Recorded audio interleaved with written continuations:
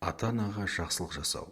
Ардақты пайғамбарымыз саллаллаху алейхи вассалам ең үлкен жақсылық кісінің ата-анасы жақсы көретін адамдармен жақсы қарым-қатынаста болуы екенін айтқан. Ата-анаға бағынбау, оларды азаптау ең ауыр күнәлардың бірі. Алла елшісі саллаллаху алейхи вассалам күнәлардың ең ауыры адамның ата-анасын қарғауы дейді. Сахабалар: уа Алланың елшісі саллаллаху алейхи вассалам, адам ата-анасына қалай лағнет айтады? Пайғамбарымыз саллаллаху алейхи вассалам: ол біреудің әкесіне тіл тигізеді, ол оның әкесіне тіл тигізеді. Біреудің анасын сөгеді, ал екіншісі оның анасын сөгеді. Алла тағала Құранда ата-анаға жақсылық жасауды бұйырған. Алла сендерге өзінен басқаға құлшылық қылмаңдар, ата-анаңа жақсылық қылыңдар деп бұйырды.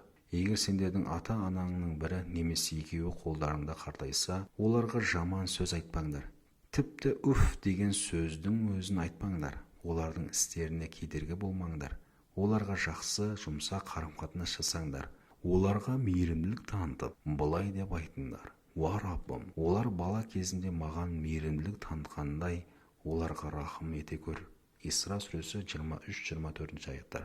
Алла тағала әрбір балиғатқа толған және мүмкіндігі бар адамға өзіне ғана құлшылық етуді бұйырды, және мұны ата-анаға жақсылық жасау әмірімен байланыстырды. Сонда бұл екі әмір бір-бірімен қалай байланысты? Біздің өмірге келуімізге себепкер Алла ғана, және бізді шын өсірген Алла болса, ата-ана біздің дүниеге келуімізге көзге көрінер себепкер, көзге көрінетін тәрбиешілер. Алла Тағаланың жаратылыс үстемдік пен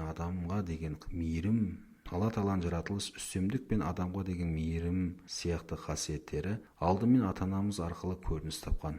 Сондықтан пайғамбарымыз саллаллаху алейхи вассалам ата-анаға жақсылық жасау нәпіл намаздан, оразадан, үлкен және кіші қажылықтан және Алла жолындағы жихадтан да абзалырақ дейді. Ата-анаға мейіріммен қарау міндеті олар қартайған сайын арта түседі. Өйткені олардың жасы ұлғайған сайын мұқтаждықтары арта түседі. Сондықтан бізге ата-анаға тіпті үф деген сөзбен де жақтырмай қарауға тыйым салынды.